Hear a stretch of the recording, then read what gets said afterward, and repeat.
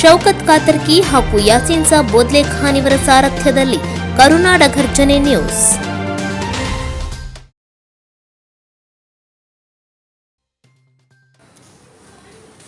ಮತದಾರರ ಹಕ್ಕು ರಕ್ಷಣೆಗೆ ಮುಂದಾದ ಶಾಸಕ ಸೈಯದ್ ಅಜೀಂ ಪೀರ್ ಖಾದ್ರಿ, ಸಾರ್ವಜನಿಕರಿಗೆ ಎಸ್ಐಆರ್ ಕುರಿತು ಜಾಗೃತಿ.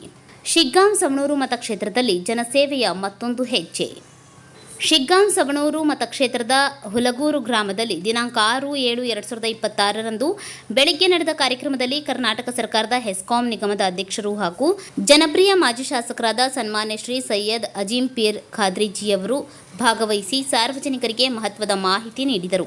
ಜನಗಣತಿ ಎಸ್ಐಆರ್ ಪ್ರಕ್ರಿಯೆಯ ಕುರಿತು ಗ್ರಾಮಸ್ಥರಿಗೆ ವಿವರಿಸಿದ ಅವರು, ಪ್ರತಿಯೊಬ್ಬ ಮತದಾರರು ತಮ್ಮ ಹೆಸರು, ವಿಳಾಸ ಸೇರಿದಂತೆ ಮತದಾರರ ಪಟ್ಟಿಯಲ್ಲಿರುವ ಮಾಹಿತಿಯನ್ನು ಸರಿಯಾದ ರೀತಿಯಲ್ಲಿ ಪರಿಶೀಲಿಸಿ ಯಾವುದೇ ತಪ್ಪುಗಳಿದ್ದರೆ ಸರಿಪಡಿಸಿಕೊಳ್ಳುವಂತೆ ಸಲಹೆ ನೀಡಿದರು. ಪ್ರಜಾಪ್ರಭುತ್ವದಲ್ಲಿ ಮತದಾರರ ಹಕ್ಕು ಅತ್ಯಂತ ಮಹತ್ವದ್ದಾಗಿದ್ದು, ಅರ್ಹರಾದ ಯಾವುದೇ ವ್ಯಕ್ತಿಯ ಹೆಸರು ಮತದಾರರ ಪಟ್ಟಿಯಿಂದ ಹೊರಗುಳಿಯಬಾರದು ಎಂಬ ಉದ್ದೇಶದಿಂದ ಸಾರ್ವಜನಿಕರಲ್ಲಿ ಜಾಗೃತಿ ಮೂಡಿಸಿದರು.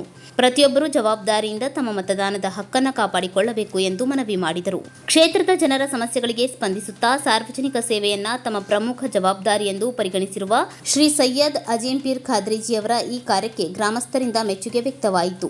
ಈ ಸಂದರ್ಭದಲ್ಲಿ ಕ್ಷೇತ್ರದ ಮತದಾರರು, ಹಿರಿಯರು, ಕಾಂಗ್ರೆಸ್ ಕಾರ್ಯಕರ್ತರು, ಮಹಿಳೆಯರು ಹಾಗೂ ಯುವಕರು ಸೇರಿದಂತೆ ಅನೇಕರು ಉಪಸ್ಥಿತರಿದ್ದರು. ನೀವು ನೋಡ್ತಾ ಇದ್ದೀರಾ ಕೆಜಿ ನ್ಯೂಸ್. ಅಬ್ದುಲ್ ಸಾಹೇಬರು, ಸುನೀಲ್ ಲಮಾಣಿ ಅವರು, ನಿಯಾಜ್ ಮುಲ್ಲಾ ಅವರು, ಶರೀಫ್ ಸಾಬ್ ಹೊಂಟಿ ಅವರು, ಶಾಕೀರ್ ಸಾಹೇಬರು, ಮಾಜಿ ಗ್ರಾಮ ಪಂಚಾಯತಿ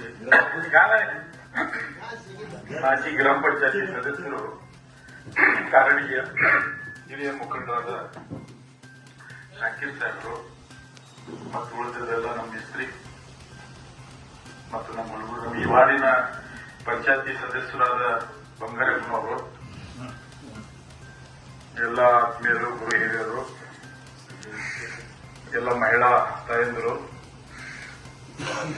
ಎಸ್ಐಆರ್ ಜಾಗೃತಿ ಇವತ್ತು ನಮ್ಮ ಶಿಗ್ಗಾಂವ ಸವಣೂರು ಕ್ಷೇತ್ರದಲ್ಲಿ ಜಾಗೃತಿಯನ್ನು ತರುವಂತ ಕೆಲಸ ನಾವು ಮಾಡ್ತಾ ಇದ್ದೀವಿ. ಎಸ್ಐಆರ್ ಅಂದ್ರೆ ಮತದಾರ ಪಟ್ಟಿ ಪರಿಷ್ಕರಣ. ಈಗ ನಿಮ್ದು ವೋಟರ್ ಲಿಸ್ಟ್ನಾಗ ಹೆಸರು ಐತಿಲ್ಲ, ಯಾರ್ಯಾರು ಅದರಲ್ಲಿ ಹೊರಗಿನವರ ಅಥವಾ ಈಗ ಕಾರಣಿಗೆ ಒಂದು ಓಟ್ ಇರ್ತೈತಿ, ಹುಬ್ಳ್ಯಾಗ ಬಂದಿರ್ತೈತಿ, ಹುಬ್ಳ್ಯಾಗ ಒಂದಿರ್ತೈತಿ, ಗೋವಾಲ ಬಂದಿರ್ತೈತಿ, ಇವೆಲ್ಲ ಪರಿಷ್ಕರಣ ನಡೀತಾ ಇದೆ. ಬಹಳ ಮುಖ್ಯ ಇದೆ ಇದು. ಈ ಹಿಂದೆ ಆದರೂ ನೀವು ಅವಾಗ ಇವಾಗ ತಿಳಿಸ್ತಿದ್ರಿ, ಈಗ ಆತರ ಇಲ್ಲ. ಈ ಜಾಗೃತಿ ತರುವಂತದ್ದು ನಮ್ಮ ಮಾನ್ಯ ಮುಖ್ಯಮಂತ್ರಿಗಳಾದ ಡಿ ಕೆ ಶಿವಕುಮಾರ್ ಸಾಹೇಬರು, ಕೆಪಿಸಿಸಿ ಅಧ್ಯಕ್ಷರಾದ ಮಾನ್ಯ ಹರಿಪ್ರಸಾದ್ ಸಾಹೇಬರು, ಉಪಮುಖ್ಯಮಂತ್ರಿಗಳಾದ ಪರಮೇಶ್ವರ್ ಸಾಹೇಬರು ಮತ್ತು ಸಂತೋಷ್ ಲಾಡ್ ಸಾಹೇಬರು, ಜಾರ್ಜ್ ಸಾಹೇಬರು, ಎಚ್ ಕೆ ಪಾಟೀಲ್ ಸಾಹೇಬರು, ನಮ್ಮ ಕಾಂಗ್ರೆಸ್ಸಿನ ಈ ಸರ್ಕಾರದ ಮಂತ್ರಿಗಳು ಎಲ್ಲರೂ ಬಹಳ ಒಂದು ಕಳಕಳಿಯಿಂದ, ಜವಾಬ್ದಾರಿಯಿಂದ ಇದು ಆಗಬೇಕು ಅನ್ನುವಂಥದ್ದು ನಮ್ಮ ಕರ್ನಾಟಕದ ಕನ್ನಡಿಗರ ಮತದಾರ ಪಟ್ಟಿಯಲ್ಲಿ ಉಳಿಬೇಕನ್ನುವಂಥ ಉದ್ದೇಶದಿಂದ ಎಸ್ಐಆರ್ ಮತದಾರ ಪಟ್ಟಿಯ ಪರಿಷ್ಕರಣಾ ಕಾರ್ಯಕ್ರಮ ಇದು. ನಿನ್ನೆ ತಾನೇ ನಾವು ಸವಣೂರು ತಾಲೂಕು ಅಲ್ಲಿಪುರ ಗ್ರಾಮದಲ್ಲಿ ಭಾಗವಹಿಸಿ ಬಹಳಷ್ಟು ಅಲ್ಲಿ ಮತದಾರರು ಸೇರಿದ್ರು, ನೂರಾರು ಸಂಖ್ಯೆಯಲ್ಲಿ ಸೇರಿದ್ರು. ಅಲ್ಲಿ ಕೂಡ ಇದೇ ತರ ನಾವು ಮಾತಾಡಿ ಮತದಾರರಲ್ಲಿ ಸೂಚನೆ ಕೊಟ್ಟು ಬಂದ್ವಿ. ವಿಶೇಷವಾಗಿ ನಮ್ಮ ನಾಯಕರು ಬಿಜೆಪಿ ಜಮೀರ್ ಅಹಮದ್ ಸಾಹೇಬರು, ಅವ್ರದ್ದು ಕೂಡ ಬಹಳ ದೊಡ್ಡ ಚಿಂತನೆ. ಯಾಕಂದ್ರೆ ಈ ಅಲ್ಪಸಂಖ್ಯಾತರು ಮೈನಾರಿಟಿ ಏನದೀವಿ ನಾವು ನನಗೆ ಹಿಡ್ಕೊಂಡು ಹೇಳ್ತೀನಿ, ಇಂಥವ್ರು ಆಯ್ತು ನೋಡೋದು ಅಂಗೀಕರಿಸಲೇವೆ ಅಂತೇಳಿ ಮತ್ತೆ ನಾವು ಕೆಲಸಕ್ಕೆ ಹೋಗ್ತೀವಿ. ಅದಕ್ಕೆ ಜಮೀರ್ ಅಹಮದ್ ಸಾಹೇಬರು ಕೂಡ ಈ ಮತದಾರ ಪಟ್ಟಿ ಪರಿಷ್ಕರಣೆ ಇದೆಯಲ್ಲ, ನೀವು ಬಹಳ ಸೀರಿಯಸ್ ತಗೊಂಡು ಮಾಡಬೇಕು ಅನ್ನುವಂಥದ್ದು ಕೂಡ ಸೂಚನೆ ಕೊಟ್ಟಿದ್ದಾರೆ. ನಿಕಟಪೂರ್ವ ಮುಖ್ಯಮಂತ್ರಿಗಳಾಗಿರ್ತಕ್ಕಂಥ ಸಿದ್ದರಾಮಯ್ಯ ಸಾಹೇಬರು ಇಡೀ ಕರ್ನಾಟಕದ ಕನ್ನಡಿಗರ ಬಗ್ಗೆ ಚಿಂತನೆ ಮಾಡಿ ಇವತ್ತು ಈ ರಾಜ್ಯದಲ್ಲಿ ಅವ್ರದ್ದೇ ಅಧಿಕಾರ ಅವಧಿಯಲ್ಲಿ ದೇಶಕ್ಕೆ ನಂಬರ್ 1 ಮುಖ್ಯಮಂತ್ರಿ ಅನ್ನಿಸ್ಕೊಂಡಿರ್ತಕ್ಕಂಥ ಮಾನ್ಯ ಸಿದ್ದರಾಮಯ್ಯ ಸಾಹೇಬರು ಕೂಡ ಈ ಜಾಗೃತಿ ಕಾರ್ಯಕ್ರಮ ಬಹಳ ಸೀರಿಯಸ್ ತಗೋಬೇಕಂತೇಳಿ ನಮ್ಮಂತ ಕಾರ್ಯಕರ್ತರಿಗೆ ಕರೆ ಕೊಟ್ಟಿದ್ದಾರೆ. ಹಾಗಾಗಿ ನಾವು ಎಲ್ಲೆಲ್ಲಿ ಹೋಗ್ತೀವಿ ಅಲ್ಲಿ ಜನ ಸೇರಿದಾಗ ಅಲ್ಲೇ ನಿಂತು ಮಾತಾಡಿ ಬಂದ್ಬಿಟ್ಟು ಹೋಗ್ಬಿಡ್ತೀನಿ. ನಾನು ಮೈಕಿ ಕಚ್ಚಂಗಿಲ್ಲ, ಅಲ್ಲೇ ನಾವು ಹೋದಾಗ 20-30 ಮಂದಿ ಸೇರ್ತಾರೆ, ಅಲ್ಲೇ ನಿಂತು ಹೇಳ್ಬಿಟ್ಟಿನಿ. ಹಾಗಾಗಿ ಇವತ್ತು ಬಹಳ ಸೀರಿಯಸ್ಲಿ ತಗೋಬೇಕಿದು. ಯಾಕಂದ್ರೆ 30 ಜುಲೈ ಲಾಸ್ಟ್ ಡೇಟ್ ಏನು ಅಂತಾರೆ. ಅದರೊಳಗೆ ಎಲ್ಲ ನೀವು ಮತದಾರ ಈಗ ನಿಮ್ಮ ಮನೆಗೆ BLOಗಳು ಬರ್ತಾರೆ. BLA ಗೌರ್ಮೆಂಟ್ ಚುನಾವಣಾ ಆಯೋಗದ ಅಧಿಕಾರಿಗಳು ಮತ್ತು ನಮ್ಮ ಕಾಂಗ್ರೆಸ್ ಪಾರ್ಟಿಯಿಂದ ನೇಮಿಸಿರ್ತಕ್ಕಂಥ ಬರ್ತಾರೆ.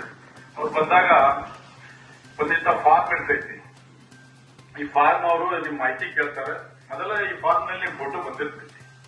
ಅದು ಫೋಟೋ ನಿಮ್ಗೆ ಸ್ವಲ್ಪ ಎಡ ಕಂಡ್ರೆ ಇನ್ನೊಂದು ನೀವು ಕಲರ್ ಫೋಟೋ ಕೊಡ್ಬೇಕು. ನಾ ಈ ಬಾಲಿ ಕೊಡ್ತೀನಿ ನೋಡಿ ಕಲರ್ ಫೋಟೋ. ಎಲ್ಲ ನಿಮ್ಮ ಹೆಸರು, ಊರು, ನಿಮ್ಮ ಮೊಬೈಲ್ ನಂಬರು, ನಿಮ್ಮ ಆಧಾರ್ ಕಾರ್ಡ್ ನಂಬರು, ನಿಮ್ ಪ್ಯಾನ್ ಕಾರ್ಡ್ ಇದೆ ಪ್ಯಾನ್ ಕಾರ್ಡ್ ನಂಬರು, ನೀವು ಕಾಯಿಮೆ ಇರ್ತೀರಿ, ನೀವು ಈ ರಾಜ್ಯದವ್ರು ಹೌದಿಲ್ಲ, ನಿಮ್ಮ ಮಕ್ಕಳು ಎಷ್ಟು, ಇದೆಲ್ಲ ಕೇಳ್ತಾರೆ ಮಾಹಿತಿ ನಮ್ಮ ಅಧಿಕಾರಿಗಳು. ಅದೆಲ್ಲ ಮಾಹಿತಿ ನೀವು ಕೊಡ್ಬೇಕು. ಮತ್ತೆ ನೀವೇನಾದ್ರು ಅದು ಕೊಡ್ಲಿಲ್ಲ, ನೀವೆಲ್ಲ ನಾನು ಅಲ್ಲಿ ಹೋಗಿದ್ದೆ, ಮಗಳ ಮನೆಗೆ ಹೋಗಿದ್ದೆ, ಮಗನ ಮನೆಗೆ ಹೋಗಿದ್ದೆ, ಹುಬ್ಳಿ ಹೋಗಿದ್ದೆ, ನಿಮ್ಮ ಹೋಟೆಲ್ ಲಿಸ್ಟ್ನಾಗ ಹೆಸರು ಹೋತಂದ್ರೆ ಸರ್ಕಾರದ ಯಾವುದೇ ಯೋಜನೆ ನಿಮ್ಗೆ ಸಿಗೋದಿಲ್ಲ. ಯಾವುದೇ ಯೋಜನೆ ಸರ್ಕಾರದ ಯೋಜನೆ ಸಿಗೋದಿಲ್ಲ. ನಿಮ್ಮ ಮಕ್ಕಳಿಗೆ ಶಾಲೆ ಕಳಿಸುವಂತ ಅಡ್ಮಿಷನ್ ಕೂಡ ಆಗೋಲ್ಲ. ಅಷ್ಟೆಲ್ಲ ಸೀರಿಯಸ್. KG news.